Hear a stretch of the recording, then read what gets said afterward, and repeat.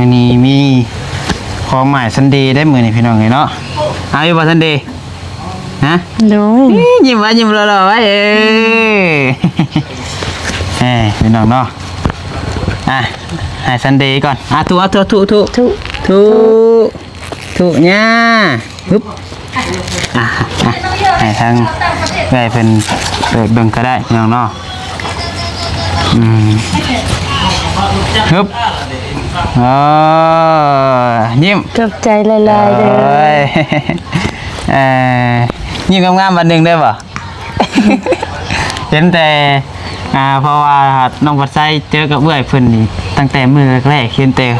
เอื้อยเพิ่นแบบโศกเศร้านะเป็นยังไงเนาะก็อยากเห็นห้อยยิ้มเพิ่นเป็นยังไงหลายคนน้องปัดไซเชื่อว่าหลายคนก็อยากเห็นห้อยยิ้มเพิ่นเป็นยังเนาะแม่ขอบใจนะแม่เปวแม่เพืองพี่โอนพี่โฮมพี่สันติแต่กาแม่เย็นขอบใจหลายๆเมื่อทุกคนที่ช่วยเหลือลูกเด้อลูกได้รับเงินแล้วที่แม่โอนมาให้เฮ็ดเงินเฮ็ดจานขอบใจหลายๆเด้อให้ร่ำให้รวยขอให้อยู่ดีมีแรงให้ได้เงินหลายกว่านี้ให้ได้ช่วยเหลือคนที่ทุกข์ยากกว่านี้อีกเด้อขอบใจหลายๆทั้งนอกนี่เอประตูองค์นี่ทั้งนอกเนี่ยก็นะครับจะเทพื้นเนี่ยก็น้องนั่งดินอยู่ตรงนี้แล้วก็แบบในประตูองค์นี้นึงแล้วก็บัดจังเฮาเฮ็ดตัวนี้แล้วแล้วจังตัวนี้จังต่อกับออกน้ำล้างเนี่ยเป็นพื้นครัวเป็นมงเฮ็ดกินนะมีการเฮ็ดห้องน้ำแบ่งห้องน้ำก็ได้นะเงินนอน2ห้องเดี๋ยวแจ้งบอกให้เตียงเช่นนึงคือเฮาก็มีงบสมทบเฮ็ดเทือน10 ล้านกับ200,000ได้แล้วเพื่อนซัพพอร์ตนี่แหละไม่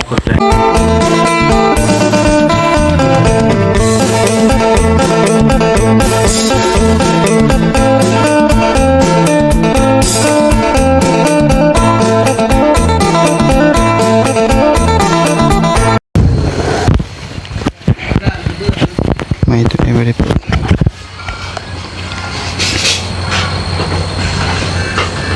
ลืมเปิดไมค์พี่น้องตัวแดดดวงแห้งแต่ว่าอ้ำพี่น้องเนาะหอดเน่าเหือสัตว์ออกพี่น้องเลยโดยกับทักทายสบายดีส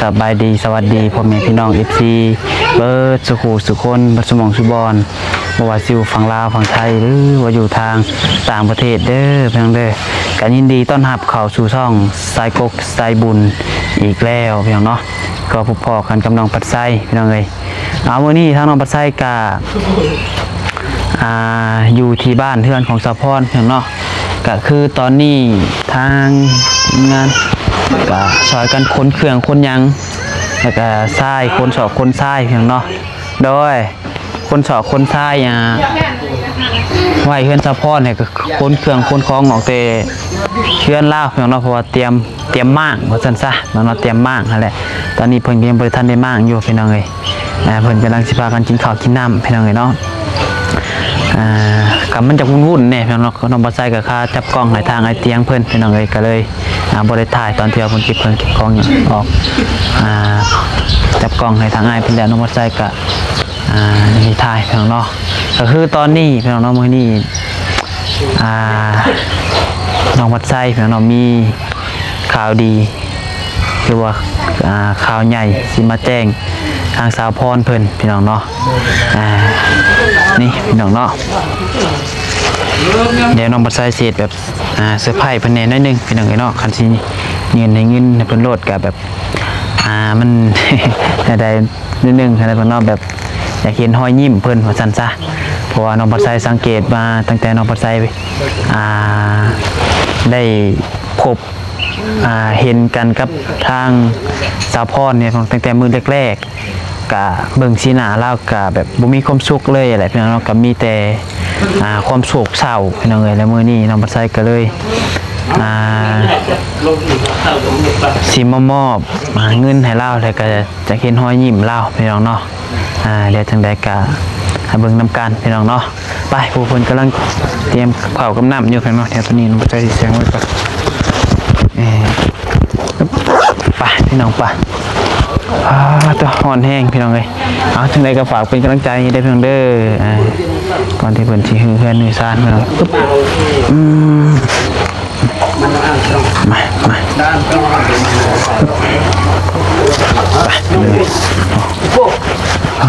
เท่าผมกินข้าวได้ยังกินมื้อนี่โอ้ตำบักหุ่งโอ้ขาดอาหารบ้านๆเฮานี่เนาะรักเลยตำบักหุ่งพี่น้องเอ้ยกินแล้วมันจังมีกำลังเฮ็ดเวียกเนาะมีแห้ง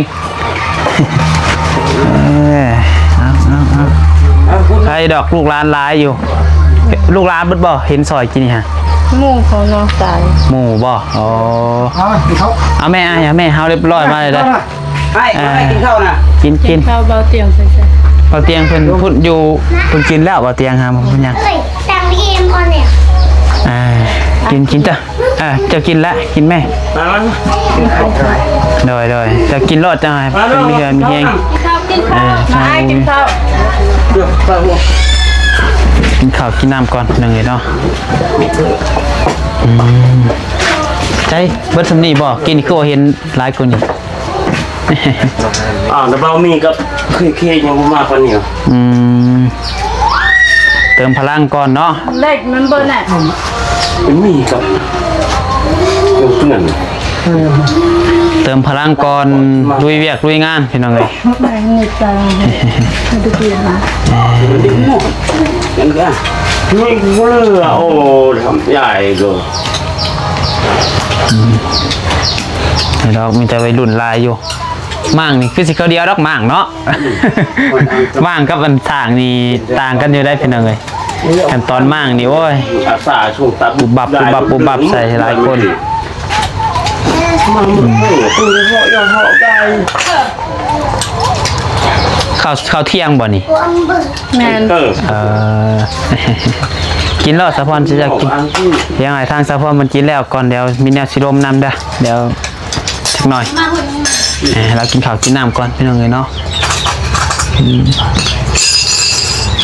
เดี๋ยวกินแล้วแล้วบอกเขาเลยเด้อไปกินข้าวก่อนรถไหนเพิ่นกินข้าวกินน้ำก่อนพี่น้องเลยลูกชายแล้วก็ได้โอเคพี่น้องเลยไปกินข้าวก่อนเดี๋ยวคอยร่วมกันนะพี่น้องเนาะบรรยากาศกับคักพี่น้องน้องใส่หมักแห้งเลยพี่น้องบรรยากาศอยู่นี่ แต่มันกาคักแบบหนึ่งเลยกับบุคักแบบหนึ่งบุคักแบบมันไกลพี่น้องมันไกลในเมืองมันไกลในหลายอย่างพี่น้องแต่ว่าบรรยากาศนี่มักบรรยากาศแบบนี้พี่น้องไงโดยไปเดี๋ยวถ่ายเพิ่นแป๊บนึง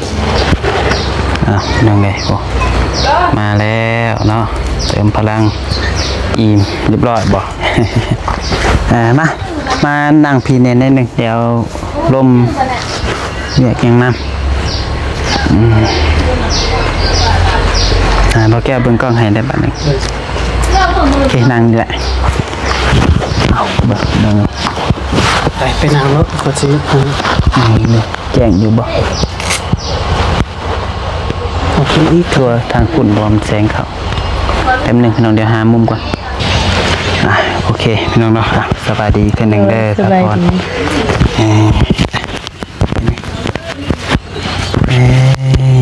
ข้าวอิ่มแล้วเฮ้ย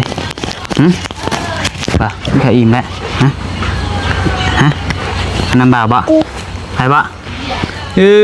ยจะคนโดนเนาะใช่เฮ้ยใครแล้วบ่ไข่นี่ ใช่แล้ว นี่เจ้าเล่เฮ้ยคนสิได้เพื่อนงามแล้วบัดนี้เนาะอึ๊บโบนางยืนใส่อึ๊บ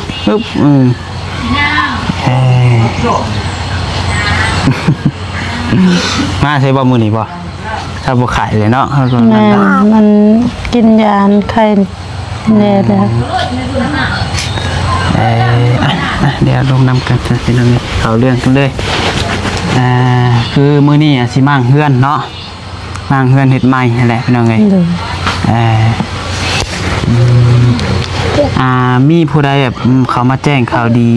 แบบเรื่องเฮือนเรื่องซานอยู่บ่ มีเอื้อยผู้หนึ่ง ไผ เราว่าหวานโอนเงินให้ทางเบาเหยาวแม่นบ่เพิ่นยังแคปส่งให้น้องเบิ่งแล้วว่าอันนี้แม่นอันเฟซเบาเหยาวแท้บ่น้องละว่าแม่นโอ้น้องอันเอื้อยยันแม่นอันคนนั้นตัวอันน่ะ แบบว่ามันมีคนนั้นปลอมเพศหลายน้องว่าอันตัวนี้แม่นเพศเบาเหยาวแท้ว่าเอื้อยช่วยอันพระเจ้าเฮ็ดเฮือนให้น้องเด้อแล้วน้องก็เว้าขอบใจนำนาง ว่าไงกับเพิ่นฝากเงินมานำทางบ่ยาวเนาะ โดย ตัวเรามาแจ้งกับต่างหากอีกตัว2ล้านครับบ่ โดยแม่นที่ว่าน้องก็บ่ฮู้ โอเคอ่านอกจากบ่าวยาวแล้วมีไผบ่เอามาแจ้งทีมงานยังบ่มีเนาะ โดย เพราะว่ามั่งเฮือนนี่ก็บ่ได้จ้างเราป่ะ บ่ได้จ้างมีแต่พี่น้องมาหมด พี่น้องเป็นหาพี่น้องมาซอยมาสั่นซะพี่น้องเอ้ยทรายเด้จ้ะทรายหยังคือซื้อเอาบ่คือว่า บ่แม่อันน้องสายพาหมู่ไปตักละกะหารนาบ่าวไปให้ ไปตักซอยกันว่าสั่นซะเนาะ โดย ตักซอยกันซอยหยังพี่น้องเอ้ย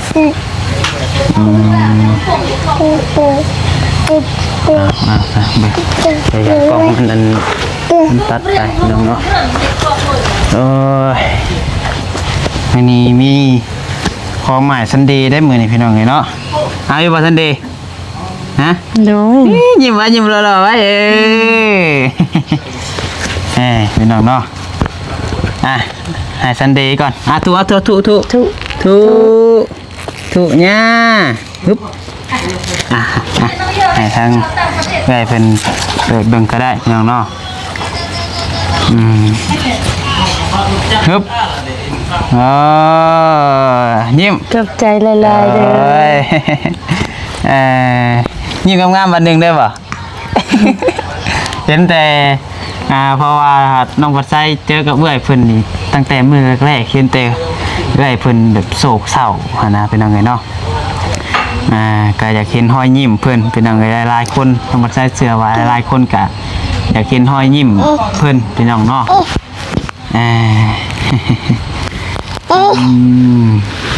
นับเบิ่งดูจักแหนบนะ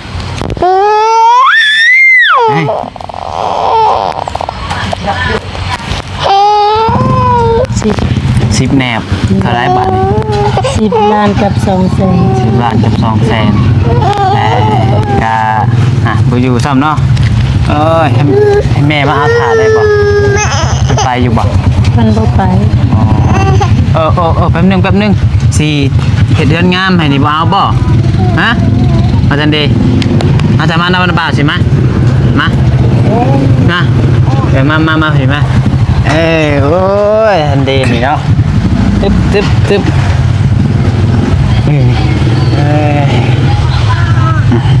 ไปน้ำไปก็บ่ไปเนาะยิ้มโอ้ฉันเดได้เงินหลายเด้มื้อนี้อันนี้ก็บ่แม่นเงินเฮาเองดอกเด้อเป็นเงินของทางผู้รักผู้ใหญ่เพิ่นฝากมาให้เฮาเป็นสะพานบุญให้เพิ่นอยู่ทางต่างประเทศพุ่นแหละเดี๋ยวจังหน่อยสิบอกชื่อครับเพิ่นพุ่นแหละลองนับเบิ่งดูว่าฮอดบ่ครบบ่หั่นนะลองนับเบิ่งก่อนก็ได้ยามมันบ่ครบแหละตอนนี้ จังหวะมันบ่ครบเฮาจังสิเติมให้หั่นนะครับมันเหลือก็ส่งคืน เนาะมันจะดีเนาะโอ้ยยิ้มเลยยิ้มเลยเราตึ๊บจ้า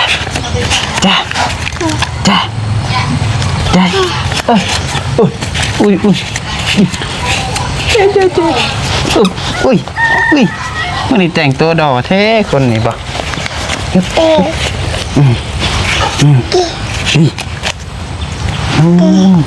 เงินได้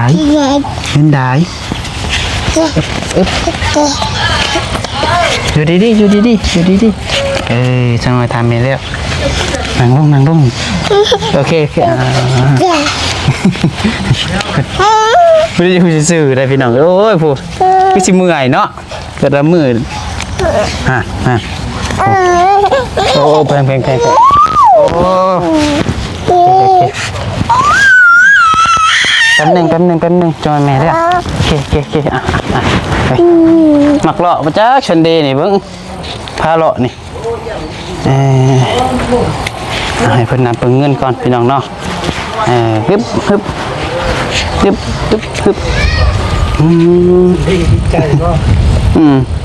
ครบบ่ โดย 10 ล้านกับ200,000เนาะ โดย โอเคมัดไว้บัดนี้เดียวสิบอกรายละเอียดเติมพี่น้องเลยโอ้อาจจะไปน้ำแม่จะโอ้แป๊บเดียวนึงยังเมื่อยได้ดิพี่น้องเลยคนจังนี่เนาะเอาก็คือแบบนี้นี่แหละเด้อเป็นเงินของทางผู้ใหญ่อยู่ทางต่างประเทศเพิ่นฝากมาสมทบเฮ็ดเฮือนเด้อสมทบเฮ็ดเฮือนเจ้านี่แหละก็เพิ่นเห็นว่าเฮือนซ่านว่าง่ายก็สิแปลงสิยังใหม่หันนะพี่น้องเอ้ยเพิ่นก็เลยว่าอยากสมทบก็ถือว่าก้อนใหญ่เติบแล้วสำนี้ก็เนาะ10 ล้านพี่น้อง10 ล้าน200,000คือว่าเป็นเงินไทยก็เป็นเงินบาทก็ประมาณ15,000 บาทพี่น้องเลยถือว่าข่าวดีครั้งแรกทางช่องน้องบัดไส้พี่น้องเนาะที่มอบเงินให้ทางเอื้อยเพิ่นพี่น้องเลยก็แจ้งบอกให้ซีหูน้ำกันพี่น้องเนาะแล้วก็แจ้งบอกทางเอื้อยเพิ่นให้พรพี่จังอันนี้มีแต่ว่าให้ทางเอื้อยขอบบุญขอบคุณทางผู้ใหญ่เพิ่นเด้อ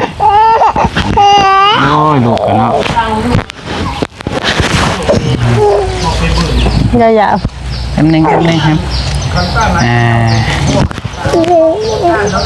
บ่ดื้อเด้อเบิ่งได้รวงร่มได้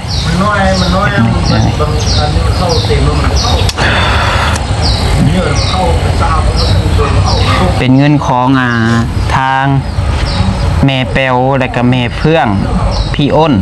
พี่โฮมพี่สันติและก็แม่เย็นเด้อทีมงานยังเกาะพี่น้องเลยเป็นเด็กทั้งคนเป็นอยู่สวิตเซอร์แลนด์บอกน้องปัจจัยก็บอกว่าเป็นถามว่าผิดพลาดก็ต้องขอโทษขออภัยนำเนาะเจอเดียวว่าสวิตเซอร์แลนด์นี่แหละพี่น้องเลย อยู่ทางต่างประเทศสั้นทราบว่าง่ายก็ได้อันนี้ก็เป็นเงินของทีมงานเมย์เพิ่นเด้อเพิ่นรวบรวมกันตัวรวมกันเก็บผลเล็กน้อยก็ได้สำนี้เด้อแม่เพิ่นซึ่งมีเมแป้วแล้วก็เมเพื่องพี่อ้นพี่อ้นโดยพี่โฮมพี่สันติแล้วก็แม่เย็นมีแต่ว่าให้เอ้ยนุบมือขึ้นก็ได้เดี๋ยวสิอ่านให้เอ้ยบอกตะแม่แป้วขอบใจนะแม่แป้วหลายๆเด้อที่ช่วยเหลือลูกเอาบัดเดียวก่อนก็ได้แม่แป้วแล้วก็แม่เพื่องแม่ขอบใจนะแม่แป้วแม่เพืองพี่อ้นพี่โฮมพี่สันติแล้วก็แม่เย็นขอบใจหลายๆเมื่อทุกคนที่ช่วยเหลือลูกเด้อลูกได้รับเงินแล้วที่แม่โอนมาให้เฮ็ดเงินเฮ็ดจานขอบใจหลายๆเด้อให้ร่ำให้รวยขอให้อยู่ดีมีแฮงให้ได้เงินหลายกว่านี้ให้ได้ช่วยเหลือคนที่ทุกข์ยากกว่านี้อีกเด้อขอบใจหลายๆโดยก็มีแต่ว่าเงินจำนวนนี้ทางน้องบัดไซก็สิเก็บไว้ซื้ออุปกรณ์และเด้ออุปกรณ์เฮ็ดเทือนให้ทางเอื้อยลาวพี่น้องเอ้ยครับฟังเบิ่งตัวจริงพี่น้องเดี๋ยวสิปรึกษาทางทีมงานก่อนว่าทางเขาให้อ้ายเพิ่นนี่มีเท่าใดแหละสิซื้อตัวใดพี่น้องเนาะเฮาก็เดี๋ยวสิคุยกันอีกเทื่อนึงปรึกษาทางเขาไอ้เตียงเพิ่นก่อนพี่น้องเอ้ยบางเทื่อก็เดี๋ยวเงินจำนวนนี้ผมสิมอบให้ทางไอ้เตียงเพิ่นจัดการเด้อกับพังเบิ่งเทื่อนึงพี่น้องเดี๋ยวแจ้งบอกอีกตืมแต่ว่าตัวนี้คือแจ้งบอกเอื้อยซะก่อนว่าซั่นซะมีแต่ว่าบ่แก้วหาในบัดนี้แค่รูปให้หน่อยถ่ายรูปให้ในบัดนึงโอเค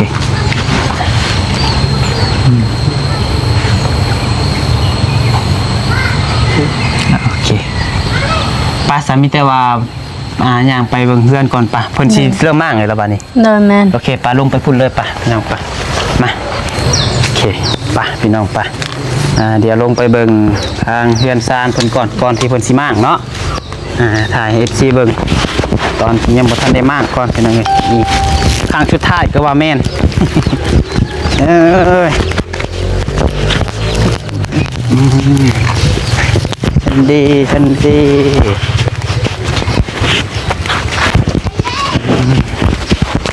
ื่องมือเด้เนาะเฮ้ยได้เท่าเข็ม2 เล่มฮะ 3 เล่ม 3 เล่มบ่เจ้าจักเล่มเจ้าหา มีลายอยู่ เต็มปากแล้วเจ้าเนาะ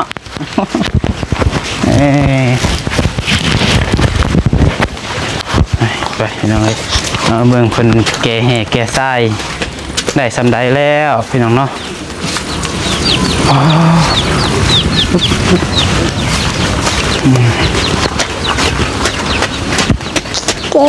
ปั๊บ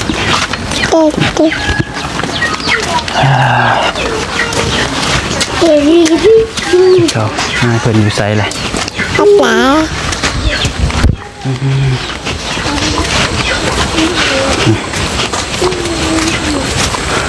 ใครแต่ว่าทรายนี่บ่ได้ซื้อพี่น้องเนาะมันซื้อก็สิเบิดหลายเติบยักเนาะเพิ่นไปตักเอาอยู่หัวอยู่ห้องพี่น้องอยู่พุ่นแหละ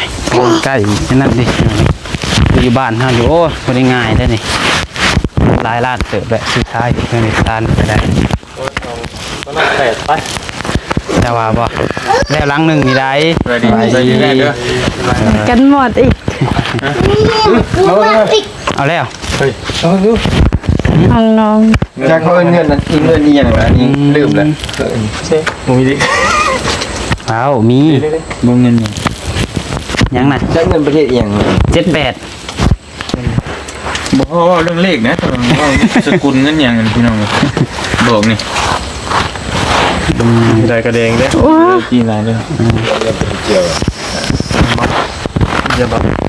กัมพูเชียไปจ้ะ เพราะว่าเฮาบ่เคยเห็นนะสมมุติว่าเงินสกุล เอาเงินของซาร่ามาเอามาเลย แล้วกันจะคนเด้อเรียง เดี๋ยวสมิวเปลี่ยนแล้วเบื่อน้ำหมด แต่ว่ามีราคาไปจังเนาะ เดี๋ยวมาหาคือหางมัดปลานี่เอามันได้หยักเลยดิ พูดมาเรา เพลงยังไง 50,000 50,000บ่นี่ ติ เป็นบ้าว่า50น่ะ50ก็แม่นเด็กนางน้ำเลย มุกน้องพรบ่ธรรมดาจักพัดเลขจักว่าอ้ายอีกเด้ เฮาจับได้ซื่อๆแต่บ่เคยซื้อได้ ใส่เลขนี่น่า นาคบ่ นางน้ นางน้ำอีกดิมีนางบินกับนางน้ำเด้อเนาะ ำเด้อ78บ่ฮู้บ่จื้อ ต่อมันก็เป็นเศร้า เซาดินหมดมีแต่2อัน นั่นเลยกันนะคุยกับช่างแล้วเมื่อกี้นี่เพิ่นมาเพิ่นแบบเพิ่นว่าชาวล้าน ค่าสร้างฮะ โอ้โห แต่ว่าขอไอ้ขอ15ล้าน เพื่อไว้อะไร อ่า เราว่า15 แต่บ่ฮู้แล้วตอนนี้ตกลงแล้วเก็บเงินซอยกันบ้านเนี่ยฮะ บ้านนี่ น้องแก้ม ดูบ้านเจ๊ ได้ จุดเด็ดครับเงินช่วยเขียนฮะอ๋อโมเมนต์เลย เอาล่ะ มีคนได้ดูน้ำมันเดียวนะเป็นอย่าง นี่ นี้ ก็ กับอันนั้นอยู่บอกทางง่ายๆกันเลย เพราะว่าช่างอ้ายว่าดันเพิ่นว่าช่างคุยกับช่างว่าตัวนั้นตัวทั้งเสาน้อยนั่นน่ะก็สิเอายาวเลยมันสิละว่าสิเฮ็ดแต่ห้องใหญ่นี่พอได้นอนแล้วก็กลับทางหน้าออกมานี่ก่อนแล้วบัดแล้วจังเฮาสิเฮ็ดเฮือนครัวแล้วจังต่อไปน้ำลังหั้นนะเฮ็ดให้มันเป็นอันต่างหากไปแต่มันสิยาวจุกลวกแล้วมันสิบ่งามอ่ะนะ เดี๋ยวเฉพาะค่าสร้าง ให้แม่นให้มันออกเปาะอยู่ประมาณนี้ เดี๋ยว ห้องบงใหญ่2ห้องแล้วก็เคยลงมาอีกห้องนึงประมาณนั้น เกิดออกมาเอาห้องหนึงแล้วแม่นห้องนอนน่ะห้องนอน2ห้องก็ แม่นอันนี้น่ะเป็นห้องนอนเบิดเลย ตัว2ห้องนี่บ่ แม่น2ห้องนี่เป็นห้องนอนเบิดเลยมีแต่ว่า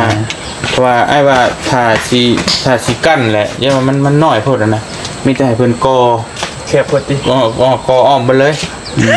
ห้องนอน2ห้องเนาะเพราะเพิ่นอยากได้2ห้อง แม่น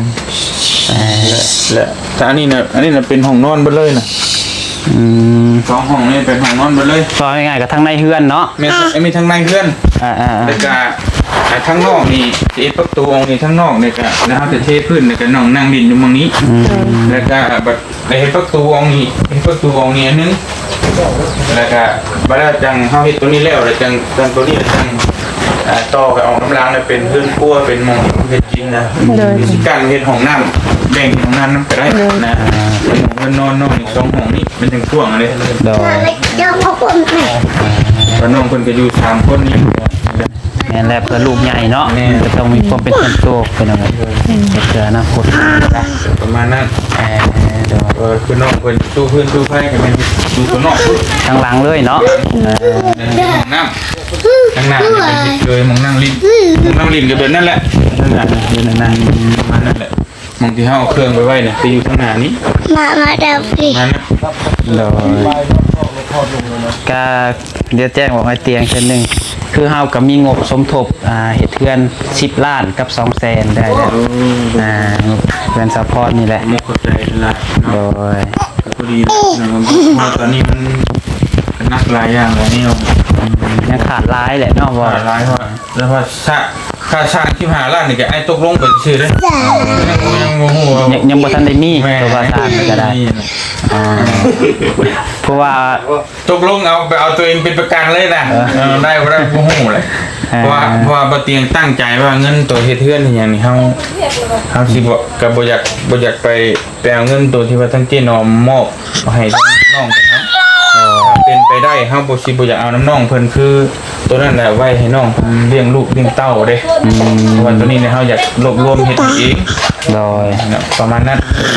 จะมาจอยเลย เอาเนาะคือว่า แม่น อยู่ที่กลางอย่าเอา โอเคครับต้องอันว่ามันจำเป็นอีหลีก็จังว่า แม่ การ นมัน เนาะ สุดๆมันบ่ไหวนี่ก็จังว่าแต่นี่นะตัวนี้จะเป็นคอยเฮ็ดไปก่อน เลย ฮะ เราทำมามุ่งกับเบื้องเลยใส่แผ่นเบื้อง จะมักกระเบื้องบ่อ๋อ ใส่กระเบื้องให้มันเหลวว่าเขาจะซื้อชนะจะเอาเงินนะซื้อ แต่กันได้คือกันแต่ว่าแล้วแต่ว่าเฮาเฮ็ดแบบได้ของ ก็แล้วแต่ เราจะใส่กระเบื้องบ่ โดย โอ้ ใส่กระเบื้องเราต้องเสียใหม่ แม่นแล้วให้คนจดไม้มาให้ที่ไปสร้างไม้อีกตอนนี้ก็ค่าสร้างเฮาโตนั้นเพิ่นเอา15 ล้าน 15 ล้านก็ประมาณ 20,000 ปลายบ่ แม่ 20,000 ปลายพี่น้องเอ้ย 20,000กว่าบาท แต่ว่าตอนนี้ยังบ่ได้มีแต่ ตะกี้เฮาว่าสิเอาลูซิ่งแต่ว่าเพิ่นว่าจะได้กระเบื้องก็บ่เป็นหยังแต่ลูซิ่งนั้นมันสิทนกว่าเดี๋ยวไม่พูดแล้วเราสิ่งเราสั่งอะไรเนี่ย ก็อัมมาสังกะสีเนาะก็ไอ้ แต่ว่าแถวนี้นี่ยังบ่ทั อั น มมา มี สังกะสีเนาะก็ ก็จะแบบเพื่อนเคยเข่ ตัวเทือกไปแล้ว นั่น อนุซิ่งก็ต่างหากได้สังกะสีนี่ก็ต่างหากเลย โมเมนต์นั้นนี่แหละโมเมนต์นั้นนี่นะ เอาโลซิ่งเลย เอาโลซิ่งเอาบ่ โดยมันจะทนกว่า โอ้นั่นแหละ เพราะว่าเพิ่นบ่ฮู้เด้เนาะ แก่นนี่ก็แม่นอนุสิน แม่ก็ที่ว่าจะคือสิ เขาเร็วแต่กระเบื้องสี ว่าจักว่า เห็นอยู่เพื่อนเคยอยู่ฝากมือเราเราใส่แต่ว่า มันจริงๆทนกว่ากระเบื้องเฮาเคยซอยมาเลยกระเบื้องนี่มันแตกเด้นั่นเสือมีนั่นนี่ถึงมันแตกแล้วนี่บ่แตก10 ปีนี่อยู่ได้สบายเดี๋ยวให้เบิ่งเด้อ ผู้คนบ่จักก็บ่จักก็ดีได้เนาะ สังกะสีลูซิ่ง มาใหม่บ่ แม่ มันบ่แม่นว่าเป็นสังกะสีแบบนี้เนาะมันก็ นี่ คล้าย มันสิเป็นลักษณะแบบนี้ เห็นเยอะตรงนี้ มันก็คือกระเบื้องนั่นแหละมันคล้ายๆกระเบื้องนั่นแหละแต่มันเป็นเล็กแล้วมันแข็งมันบ่แบบนี้มันทนกว่ากระเบื้องมันแตกง่ายนะ โดย แต่ราคามันก็แพงเลยนี่ ก็กระเบื้องอีก แต่มันทนบอกเรื่องคุณภาพ เลือกสีได้นี่เลือกสีได้เฮาจะเอาสีหยังก็มีเบิด